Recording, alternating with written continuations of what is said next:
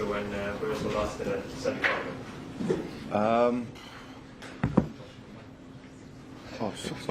Sorry. 2011. So what am I now? 24. So I would have been 15, 16. So playing youth rugby playing under 15s for Pontyberem. So I'm sure I was watching that in a rugby club with 11 of course, being 15.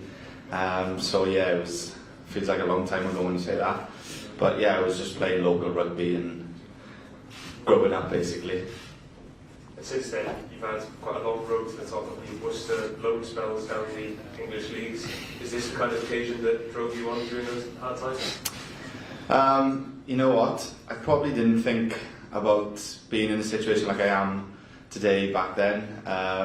Like you said, I was down at Cinderfoot for a few months in the Forest of Dean. That was an eye-opener. But yeah, look, it's all a learning curve. I've definitely grown as a player and probably a better person for them experiences. And yeah, I've just tried to take it all in my stride as it's come, and I'm very fortunate to be sitting here now looking forward to a World Cup semi-final. Not only that, but with 5 tries so far in the tournament, Shane's in the back of the room. He holds that record with 6 for Wales in the tournament. Yeah, he's waving out. Yeah, I think I've been lucky enough to get on the end of a few easy ones, to be honest with you. So I can't complain with that, but you'll take them when you get them. I'm sure Shane will agree with that. And if I can add 1 more, 2 more, whatever the case is, that'll be fantastic. But I said it before, winning is the most important thing, and playing well as a team, and we're all focused on that now. Gareth, I know the squad don't need any added incentive this weekend, but you're winning your 50th cap. Must be an extra special moment for you.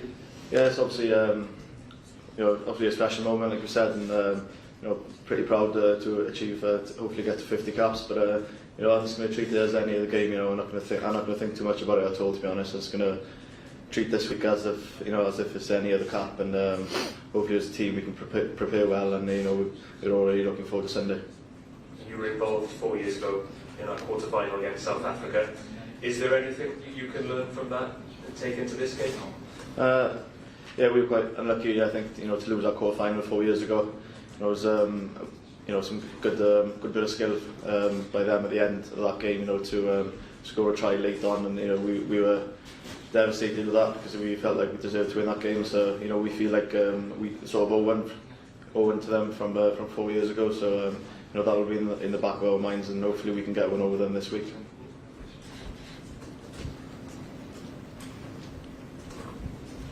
Same question to each of you, and that's okay. What would it mean to you individually, but also Welsh rugby, to reach a World Cup final for the first time? Yeah, it's obviously massive. I think it will be every one of our biggest games of our career so far. We've been building for a long time now. These past 24 months, we've really been building, and the World Cup has been in the back of our minds for a long time now. So, we've been, we've started the tournament pretty well. Got good results, but we still feel like we got another big performance in us. I don't think we've had one full 80-minute performance yet, and we know that this week now that's going to be. We're going to have a good 80-minute performance to come away with hopefully a very important win. It's pretty much covered it all, to be honest with you, but it's something that's never been done in Welsh rugby. We've never reached a World Cup final, and I think the feeling that we've all got is probably our best opportunity in a long time to do that. We're all pretty focused on making sure that this isn't our last sort of competitive match, if you want, as in going on to the final at the third, fourth. So it's a chance for a bit of history, and yeah, it's going to be a massive game, close game, I'm sure. And if we can reach a final, I think it'll be something that lives along with every one of us in the squad, as well as staff as well.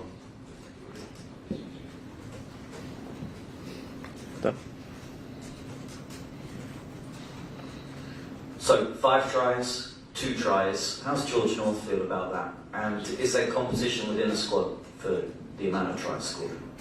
So you're going to solve I don't know. I haven't spoken to George about that, to be honest with you. I don't think George takes that too personally, to be honest with you. I think he's been a great player for us this tournament. You know, he's looked dangerous with the ball. He's in great shape, to be fair, and I don't think he's worried about tries. As long as he's in the starting 15 and we're winning, I think that's the most important thing for him.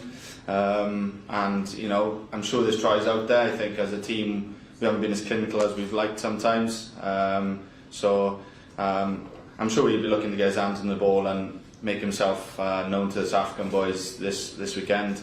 And yeah, I know, and I just hope he has a good game really, and plays well and to the ability that we all know he can reach. Really.